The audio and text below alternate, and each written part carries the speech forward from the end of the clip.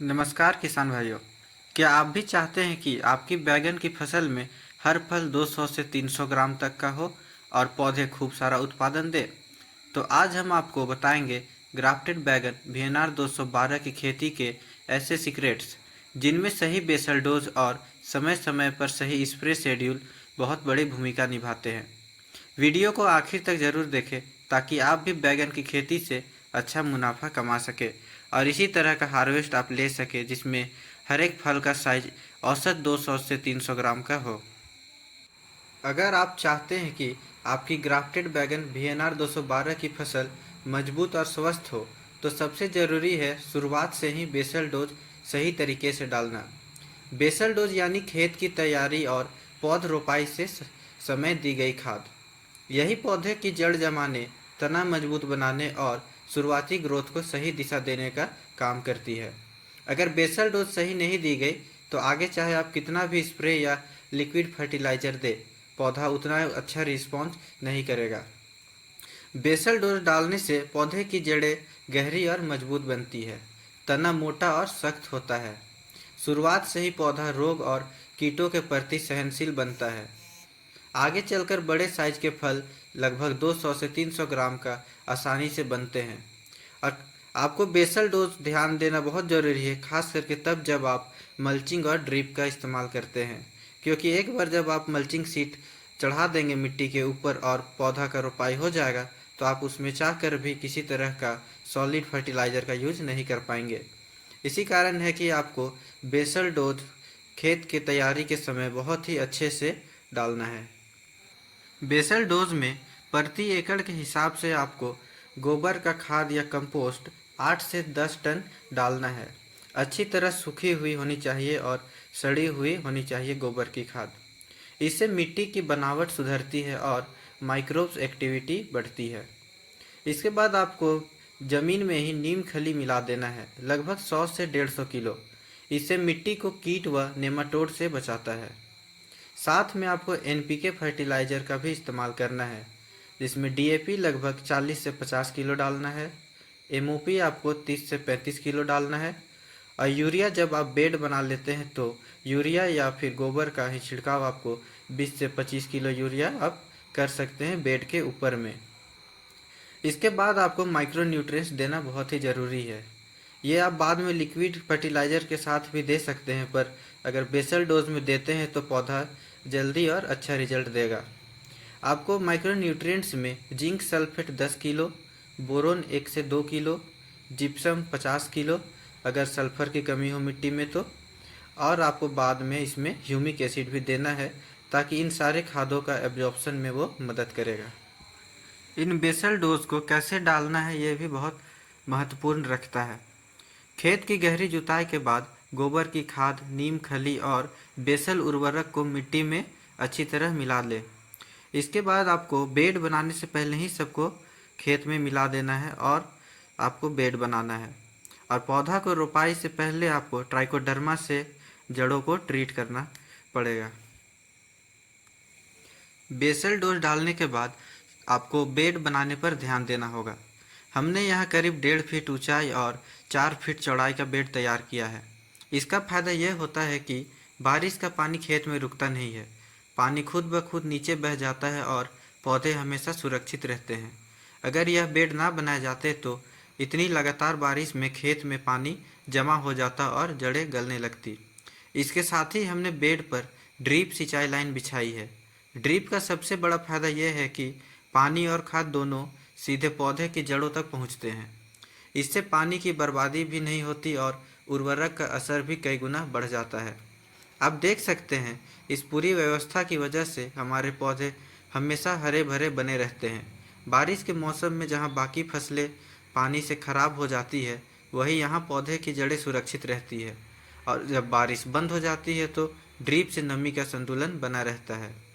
यानी bed plus mulching plus drip, ये तीनों चीज़ें मिलाकर इस ग्राफ्टेड बैगन की खेती को आप और भी सफल बना सकते हैं।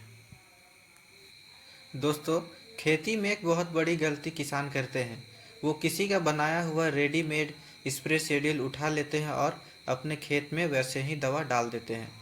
लेकिन सच यह है कि हर खेत, हर मिट्टी और हर पौधे की ज़रूरत अलग होती है। पौधे को जब जो कमी होती है वही दवा या पोषण देना चाहिए। अगर पौधा स्वस्थ है तो बार बार अनावश्यक स्प्रे करने की ज़रूरत नहीं है।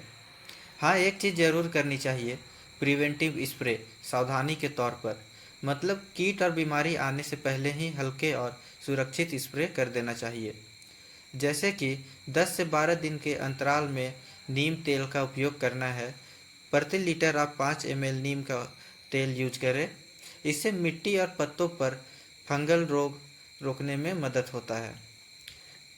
इसके साथ आप ट्राइकोडर्मा जैसे जैविक घोल का इस्तेमाल करें और साथ ही आप माइक्रोन्यूट्रिएंट्स का ध्यान रखें और NPK 19-19-19 1 ग्राम प्रति लीटर पौधों में स्प्रे करें।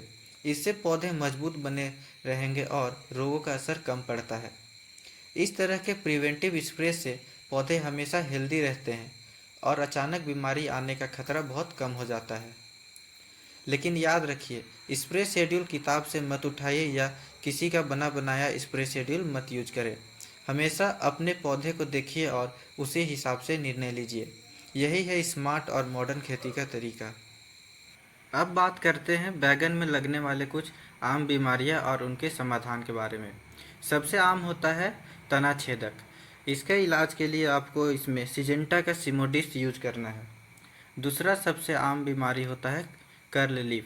इसके लिए आपको इमेडाक्लोरोप्रिड यूज करना है 0.3 ml प्रति लीटर पानी के साथ। इसके बाद आता है लीफ छेदक, जिसमें पत्तियों के बीच बीच में छेदा हो जाता है। उसके लिए आपको क्यूराक्रोन यूज करना है प्रति लीटर 2 ml के हिसाब से। अब इन सब को अगर आप इंसेक्ट्स को आप कंट्रोल कर लेते हैं तो उसके बाद आता है सबसे बड़ा समस्या फ्लावर ड्रॉपिंग का। फ्लावर ड्रॉपिंग का मुख्य कारण होता है माइक्रोन्यूट्रिएंट्स का डिफिशियंसी। इसके लिए आपको माइक्रोन्यूट्रिएंट्स और बोरोन का स्प्रे करना है। इसके साथ आपको स्टेम रोटिंग से बचाने के लिए आपको फंगिसाइड का छिड़काव रेगुलर बेसिस में करते रहना है।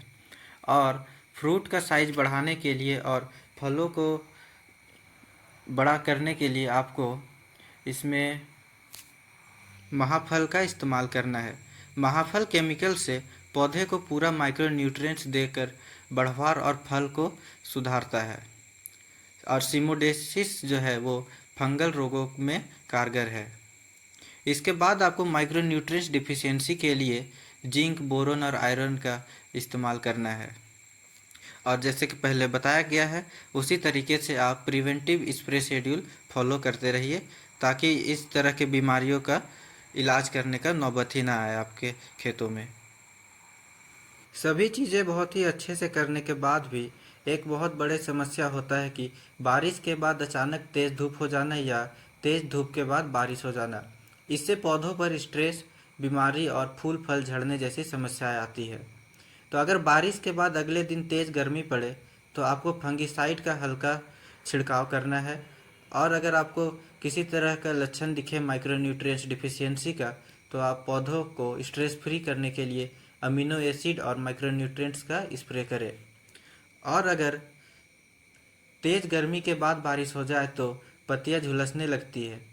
इससे बचाने के लिए आप स्टिकिंग एजेंट का यूज करें और कीट नियंत्रण में रखें और बोरोन और पोटास का स्प्रे करें। बैगन की खेती में आपको दो तरह का स्प्रे यूज करना है, प्रिवेंटिव स्प्रे और करेक्टिव स्प्रे। करेक्टिव स्प्रे का मतलब होता है जब फसल में लक्षण या सिम्टम दिखने लगे तभी जो दवा छिड़की जाए उसे करेक्टिव स्प्रे कहते हैं, यानी बीमारी या कीट दिखाई देने के बाद किया जाने वाला छिड़काव। करेक्टिव स्प्रे आपको हमेशा लक्षण दिखते ही करना है। लगातार एक ही दवा का प्रयोग नहीं करना है, रोटेशन जरूर करना है दवाइयों में। छिड़काव हमेशा सुबह या शाम में करें। स्प्रे सॉल्यूशन पौधे के ऊपर और नीचे दोनों हिस्सों पर अच्छी तरह से गिरना चाहिए। प्रिवेंटिव स्प्रे का मतलब होता है बीमारी या कीट आने से पहले ही सुरक्षा बनाए रखने के लिए स्प्रे करना। अगर ग्राफ्टेड बैगन VNR 212 की फसल को सही तरीके से मैनेज करते हैं, बेड की तैयारी से लेकर मल्चिंग और ड्रिप का इस्तेमाल, सही बेसल डोज और समय समय पर करेक्टिव और प्रिवेंटिव स्प्रे, तो पौधे 2 महीने से कम समय में से ही लगातार फल देना शुरू कर देते हैं। और औसतन अगर आप अच्छे से मैनेज करते हैं तो 200 से 300 ग्राम का फल आता है। और सबसे बड़ी बात, मार्केट में अभी इसे हम लगभग 35 रुपये प्रति किलो बेच रहे हैं। यानी अगर फसल को अच्छे से संभाला जाए तो ग्राफ्टेड बैगन वीएनआर 212 लगातार फल देता है और किसान भाइयों को बहुत प्रॉफिट दिला सकता है। तो अगर आप किसी भी चीज़ का खेती करते हैं तो सबसे ज़रूरी बात होती है कि आप सबसे पहले अपने पौधे को अच्छे से ऑब्जर्व कीजिए। फिर जो भी ऑब्जर्वेशन है, जो भी उसमें प्रॉब्लम है, उसके बारे में अच्छी तरह से पढ़िए या वीडियो देखकर सारी जानकारी लीजिए और तभी कोई केमिकल या स्प्रे इस्तेमाल कीजिए। इस तरह से आप धीरे धीरे सीखेंगे और खेती में और भी एक्सपर्ट बनते जाएंगे और काफ़ी अच्छे से अपने खेतों को मैनेज कर पाएंगे और अच्छा हार्वेस्टिंग लेकर के मुनाफा कमा पाएंगे। और लास्ट में आप अगर देख रहे हैं जैसे कि अगर भारी फलन आता है तो पौधे झुकने लगते हैं और कई बार गिर भी जाते हैं। इसीलिए स्टैकिंग करना बहुत ही ज़रूरी होता है ग्राफ्टेड बैगन वीएनआर 212 का खेती में, क्योंकि पौधा और फल दोनों ही काफ़ी हेवी हो जाता है।